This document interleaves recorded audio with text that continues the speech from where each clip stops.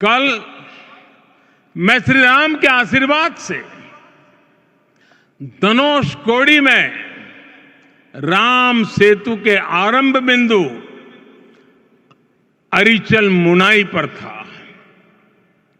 जिस घड़ी प्रभु राम समुद्र पार करने निकले थे, वो एक पल था जिसने काल चक्र को बदला था।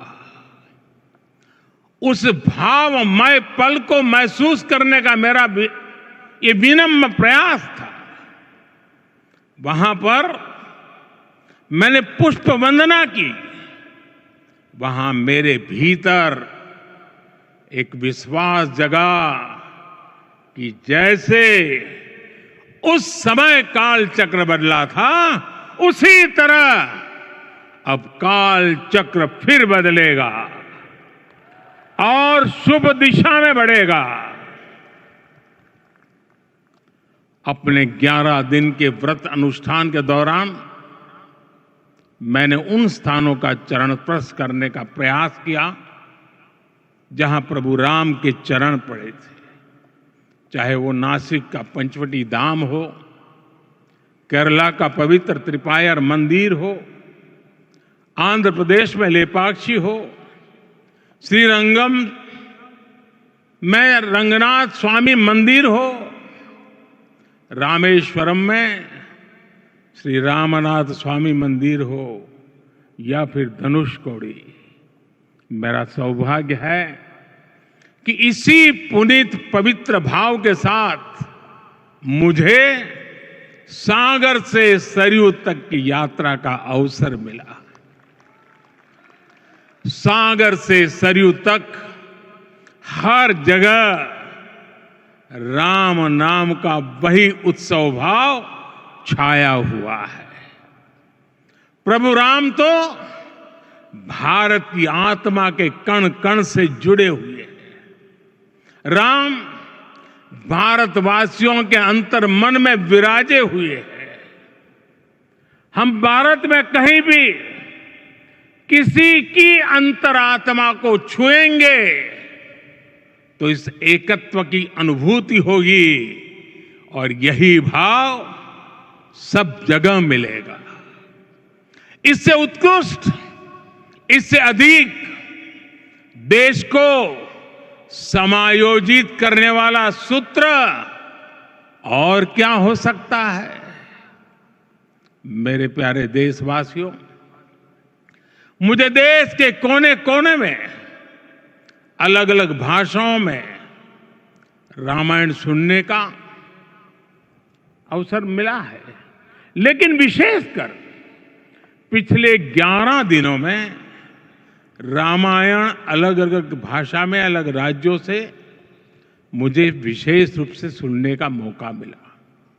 राम को परिभाषित करते हुए ऋषियों ने कहा है, रमन्ते यस्मिन् इति रामः, अर्थात जिसमें रम जाए वही राम है। राम लोक की स्मृतियों में, पर्वत से लेकर परंपराओं में सर्वत्र समाये हुए हैं। हर युग में लोगों ने राम को जिया है। हर युग में लोगों ने अपने अपने शब्दों में अपनी अपनी तरह से राम को अभिव्यक्त किया है, और ये राम रस जीवन प्रवाह की तरह निरंतर बहता रहता है।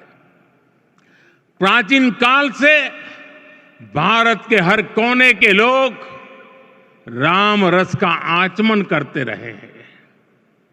राम कथा असीम है और रामायण भी अनंत है। राम के आदर्श, राम के मूल्य, राम की शिक्षाएं सब जगह एक समान है। प्रिय देशवासियों, आज इस ऐतिहासिक समय में देश उन व्यक्तित्वों को भी याद कर रहा है जिनके कार्य और समर्पण की वजह से आज हम ये शुभ दिन देख रहे हैं। राम के इस काम में कितने ही लोगों ने त्याग और तपस्या की पराकाष्ठा करके दिखाई है। उन अनगिनत राम भक्तों के, उन अनगिनत कार सेवकों के और उन अनगिनत संत महात्माओं के हम सब ऋणी हैं।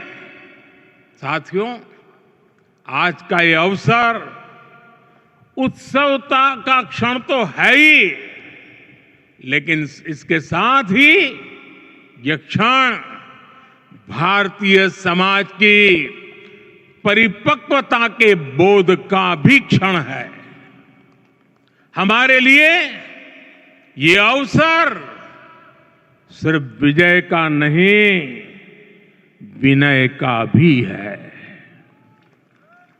दुनिया का इतिहास साक्षी है कि कई राष्ट्र अपने ही इतिहास में उलझ जाते हैं। ऐसे देशों ने जब भी अपने इतिहास की उलझी हुई गांठों को खोलने का प्रयास किया, उन्हें सफलता पाने में बहुत कठिनाई आई, बल्कि कई बार तो पहले से ज्यादा मुश्किल परिस्थितियां बन गई। लेकिन हमारे देश ने इतिहास की इस गांठ को जिस गंभीरता और भावुकता के साथ खोला है, वो ये बताती है कि हमारा भविष्य हमारे अतीत से बहुत सुंदर होने जा रहा है। वो भी एक समय था जब कुछ लोग कहते थे कि राम मंदिर बना तो आग लग जाएगी। ऐसे लोग भारत के सामाजिक भाव की पवित्रता को नहीं जान पाए। रामलला के इस मंदिर का निर्माण भारतीय समाज के शांति, धैर्य, आपसी सद्भाव और समन्वय का भी प्रतीक है। हम देख रहे हैं ये निर्माण किसी आग को नहीं, बल्कि ऊर्जा को जन्म दे रहा है। राम मंदिर समाज के हर वर्ग को एक उज्जवल भविष्य के पथ पर बढ़ने की प्रेरणा लेकर आया है। मैं आज उन लोगों से आह्वान करूंगा, आइए आप महसूस कीजिए, अपनी सोच पर पुनर्विचार कीजिए। राम आग नहीं है, राम ऊर्जा है। राम विवाद नहीं, राम समाधान है। राम सिर्फ हमारे नहीं है, राम तो सबके हैं।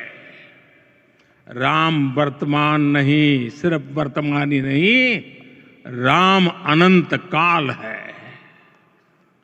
साथियों, आज जिस तरह राम मंदिर प्राण प्रतिष्ठा के इस आयोजन से पूरा विश्व जुड़ा हुआ है, उसमें राम की सर्वव्यापकता के दर्शन हो रहे हैं। जैसा उत्सव भारत में है, वैसा ही अनेक देशों में है। आज अयोध्या का यह उत्सव रामायण की उन वैश्विक परंपराओं का भी उत्सव बना है।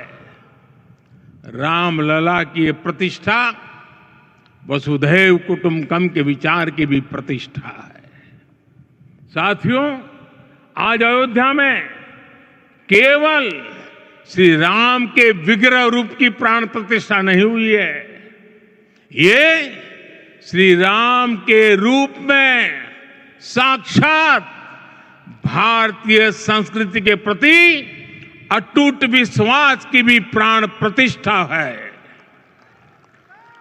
ये साक्षात मानवीय मूल्यों और सर्वोच्च आदर्शों की भी प्राण प्रतिष्ठा है।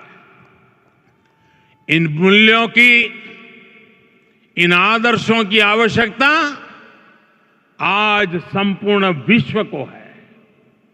सर्वे भवन्तु सुखिनः, ये संकल्प हम सदियों से दोहराते आए हैं। आज उसी संकल्प को राम मंदिर के रूप में साक्षात आकार मिला है। ये मंदिर मात्र एक देव मंदिर नहीं है, ये भारत की दृष्टि का, भारत के दर्शन का, भारत के दिग्दर्शन का मंदिर है। ये राम के रूप में राष्ट्र चेतना का मंदिर है। राम भारत की आस्था है, राम भारत का आधार है, राम भारत का विचार है, राम भारत का विधान है, राम भारत की चेतना है, राम भारत का चिंतन है, राम भारत की प्रतिष्ठा है, राम भारत का प्रताप है, राम प्रवाह है, राम प्रभाव है, राम नेति भी है, राम नीति भी है, राम नित्यता भी है, राम निरंतरता भी है, राम विभु है, विशद है, राम व्यापक है, विश्व है, विश्वात्मा है। और इसलिए जब राम की प्रतिष्ठा होती है तो उसका प्रभाव वर्षों या शताब्दियों तक ही नहीं होता, उसका प्रभाव हजारों वर्षों के लिए होता है। महर्षि वाल्मीकि ने कहा है, राज्यम 10 सहस्त्राणि प्राप्य वर्षाणि राघव, अर्थात राम 10,000 वर्षों के लिए राज्य पर प्रतिष्ठित हुए, यानी हजारों वर्षों के लिए राम राज्य स्थापित हुआ।